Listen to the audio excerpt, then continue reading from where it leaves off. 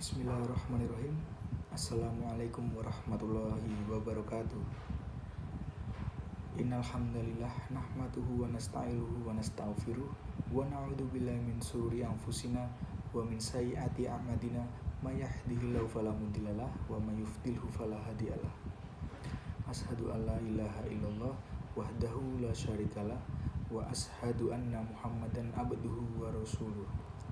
Allahumma sholli ala Muhammad wa ala ali Muhammad kama shallaita ala Ibrahim wa ala ali Ibrahim innaka Hamidum Majid. Wa barik ala Muhammad wa ala alihi Muhammad barak ta'ala Ibrahim wa ala ali Ibrahim innaka Hamidum Majid.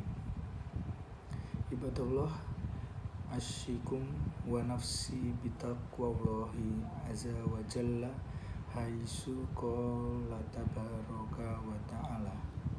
A'udzu billahi minasyaitonir rajim. Ya ayyuhan nasu taqu rabbakumul ladzi khalaqakum min nafsin wahidatin wa khalaqa minha zawjaha wa bassa minhum rijalan katsiran wa nisaan wa taqullaha ladzi tasaaluna bihi wal arhama innallaha kana alaikum raqiba. Fa inna asdaqal hadisi kitabullahi wa khairal hadhi Muhammadin sallallahu alaihi wasallam wa syarrul umuri muhdatsatuha wa kullu muhdatsatin bid'atun wa kullu bid'atin dhalalata wa kullu dhalalati fil dari amma ba'd. Jamaah salat rahimatullah, pada kesempatan yang mulia ini mari kita panjatkan puji serta syukur kita kehadirat Allah Subhanahu wa taala yang sampai hari ini masih memberikan kita kesehatan dan kesempatan untuk dapat menjalankan salah satu dari banyaknya kewajiban yang Allah bebankan kepada kita semua sebagai seorang hamba. Semoga Allah selalu memudahkan kita untuk melaksanakan ketaatan kepadanya. Salawat dan salam tak lupa kita hadirkan kepada junjungan Allah Nabi Muhammad sallallahu alaihi wasallam beserta keluarga, sahabat dan siapa saja yang masih berpegang teguh dengan ajaran yang beliau bawa hingga hari kiamat kelak. Tak lupa khotib wasiatkan kepada diri khotib pribadi dan para jamaah semua untuk selalu meningkatkan iman dan takwa kita kepada Allah, karena sebaik-baik bekal untuk kita bawa menuju Allah adalah takwa. Jamaah sholat Jumat rahimatullah, di dalam Al-Quran surat Al-Hujurat ayat 11 dan 12 Allah Ta'ala berfirman yang artinya, wahai orang-orang yang beriman, janganlah suatu kaum mengolok-olok kaum yang lain, karena boleh jadi mereka yang diolok-olok lebih baik dari mereka yang mengolok-olok. Dan jangan pula perempuan-perempuan mengolok-olok perempuan lain, karena boleh jadi perempuan yang diolok-olok lebih baik daripada perempuan yang mengolok-olok. Janganlah kamu saling mencela satu sama lain, dan janganlah saling memanggil dengan gelar-gelar yang buruk. Seburuk-buruk panggilan adalah panggilan yang buruk, fasik setelah beriman. Dan barang siapa tidak bertobat, maka mereka itulah orang-orang yang zalim. Wahai orang-orang yang beriman, jauhilah banyak dari prasangka, sesungguhnya sebagian prasangka itu dosa, dan janganlah kamu mencari-cari kesalahan orang lain. Dan janganlah ada di antara kamu yang menggunjing sebagian yang lain. Apakah ada di antara kamu yang suka memakan daging saudaranya yang sudah mati? Tentu kamu merasa jijik, dan bertakwalah kepada Allah.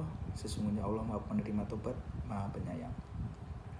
Apabila kedua ayat tersebut dijadikan landasan dalam hidup bermasyarakat, niscaya akan terciptalah suasana yang tenang, rukun dan damai. Sebab pada ayat tersebut terdapat banyak pesan-pesan peradaban. Pada kesempatan berbahagia ini, khotib akan mengingatkan tentang adab-adab yang harus dijaga dalam bermasyarakat. Jamaah sholat Jumat rahimatullah. Pertama, meninggalkan celaan dan panggilan tidak baik.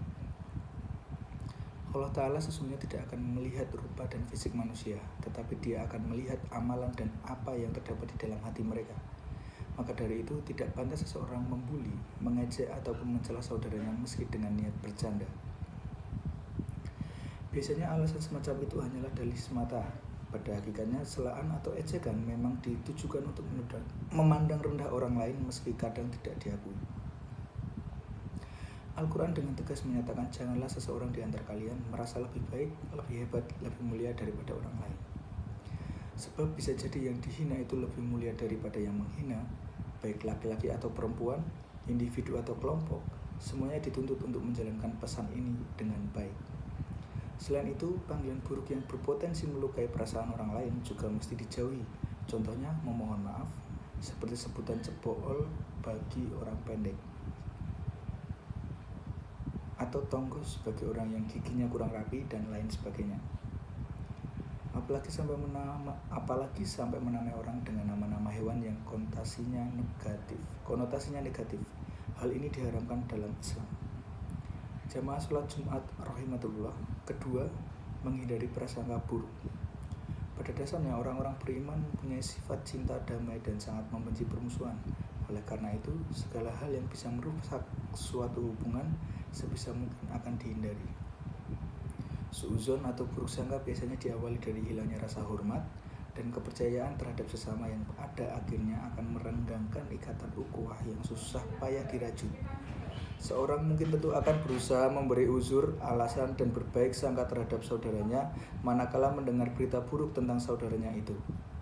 Sebaliknya, orang munafik memiliki tabiat suka keributan dan perpecahan. Untuk itu, mereka akan selalu mencari celah untuk menjatuhkan orang beriman. Abu al-Barakat dalam kitabnya yang berjudul Adab al-Isyarah mengutip perkataan Al-Imam Ibnu al-Mubarak. Al-mu'minu yatlubu ma'adiro wal munafiki yatlubul asaroh. Seseorang mukmin berusaha mencuri uzur. Seseorang mukmin berusaha mencuri uzur bagi saudaranya, adapun orang munafik mencari kesalahan saudaranya. Terdengar prasangka buruk muncul dan terbesit dalam hati secara tiba-tiba. Tanpa sengaja, suuzon bisa menyelinap masuk ke dalam jiwa dan mengacaukan pikiran. Maka dari itu, Rasulullah SAW bersabda yang artinya, ada 3 perkara yang tidak terlepas dari umatku, yaitu tiarah atau anggapan sial karena suatu ramalan, dengki, dan buruk sangka. Maka bertanya seorang sahabat, ya Rasulullah, apa yang dapat menghilangkan 3 perkara yang buruk itu dari seseorang? Nabi Muhammad menjawab, apabila engkau hasad atau dengki, maka hendaklah engkau memohon ampun kepada Allah. Jika engkau mempunyai buruk sangka, jangan dinyatakan, dan bila mana engkau memandang sial karena suatu ramalan, maka lanjutkanlah tujuanmu. Hadis riwayat Tabarani dari Hartisah bin Nu'man. Jamaah sholat Jumat rahimatullah. Yang ketiga adalah tidak melakukan tajasus. Tajasus artinya mencari-cari kesalahan orang lain akibat dari prasangka buruk yang dituruti dan pada akhirnya berlanjut dengan aksi yang yang tidak terpuji. Menguntip dan sibuk dengan sesuatu yang belum tentu dilakukan orang lain. Sementara orang yang suka tajasus itu biasanya lupa dengan aib dirinya sendiri. Dalam sebuah hadis disebutkan bahwa barang siapa yang melakukan tajasus, maka Allah akan menghinakannya. Barang siapa yang melakukan tajasus, maka Allah akan menghinakannya. Rasulullah SAW bersabda, yang artinya, wahai orang-orang yang beriman, dengan lisannya akan tetapi iman belum masuk ke dalam hatinya, janganlah kalian menghibah kaum muslimin dan janganlah pula mencari-cari aib mereka. Sesungguhnya barang siapa yang mencari aib saudaranya sesama muslim, maka Allah akan mencari-cari kesalahannya. Barang siapa yang Allah mencari-cari kesalahannya, maka Allah akan mempermalukannya meskipun dia berada di dalam rumahnya. Jamaah sholat Jumat rahimatullah. Yang keempat adalah menjauhi ghibah. Buya Hamka dalam kitabnya yang berjudul Falsafah Hidup menyebutkan bahwa menggunjing atau membicarakan aib dan cela orang lain di belakangnya adalah penyakit masyarakat yang paling hebat. Tidak terlepas daripadanya, baik ahli agama ataupun politik, laki-laki ataupun perempuan, Orang yang suka menggunjing sengaja menggali-gali kekurangan lawan, seakan-akan yang mencela itu malaikat dan yang dicela manusia yang tidak boleh bersalah. Bagi orang yang tidak beradab, ghibah, gosip atau menggunjing sudah menjadi perhiasan, padahal dalam ayat 12 surat Al-Hujurat, perbuatan itu disamakan dengan memakan bangkai hewan yang digunjing. Bila ditanyakan bagaimana rasanya bangkai manusia, tentu semua orang akan menjawab rasanya tidak enak. Maka perbuatan membuka aib orang adalah lebih hina daripada memakan bangkai. Di era digital ini, berbagai media sosial bisa menjadi instrumen pendidikan bagi masyarakat, bisa menjadi sarana edukasi untuk mengakses berbagai ilmu dan informasi, baik yang berkaitan dengan ilmu agama atau hukum. Akan tetapi media sosial juga menjadi alat yang menyesatkan masyarakat. Media sosial juga bisa menjadi alat yang menyesatkan rakyat karena dipenuhi dengan berita fitnah dan gosip. Jamaah sholat Jumat rahimatullah. Sekarang semua orang bisa menjadi wartawan dan memviralkan sebuah berita hanya bermodalkan jemari-jemari dan sedikit kuota internet. Jika pihak yang dibicarakan kesalahannya memang benar-benar melakukan kesalahan, itulah yang dinamakan ghibah. Itulah yang dilarang keras dalam agama. Namun jika yang disebarluaskan adalah berita bohong, itu namanya fitnah. Dan ketahuilah sesungguhnya bahaya ghibah dan fitnah lebih mengerikan daripada pembunuhan. Untuk membunuh dibutuhkan tenaga, skenario, alat-alat, dan benda-benda tertentu. Tetapi untuk ghibah hanya butuh mulut, namun efeknya bisa menyebabkan permusuhan bahkan peperangan. Puluhan bahkan ratusan nyawa bisa hilang sia-sia akibat dosa lisan yang satu ini. Tidak ada manusia yang terbebas dari celah dan dosa.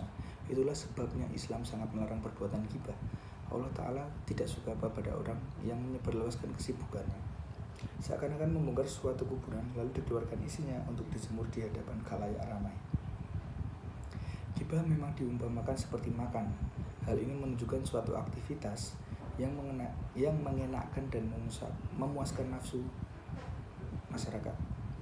Nyatanya, ghibah adalah menyuguhi suatu berita yang sudah digoreng dan ditaburi bumbu. Semakin lihai koki yang memasaknya, semakin banyak orang yang tertarik untuk menyantapnya. Padahal sesuatu yang digoreng dan diolesi racikan penyedap rasa itu sejatinya hanyalah bangkai yang dipenuhi belatung berbau anyir berkuah darah. Hanya satu, itulah sajian tersesat bagi orang-orang rendahan dan miskin adab. Nauzubillahi min dzalik. Semoga Allah Ta'ala menjauhkan kita dari 4 sifat tercela tersebut, yaitu suka mencela, berprasangka buruk, tajasus, serta ghibah. Dan semoga Allah Ta'ala menjadikan kita termasuk dalam golongannya hamba yang beradab serta berakhlak mulia. Demikianlah khotbah Jumat pada siang hari ini. Jika ada kurangnya itu dari saya, dan jika ada lebihnya itu adalah murni dari Allah Subhanahu wa Ta'ala. Assalamualaikum warahmatullahi wabarakatuh.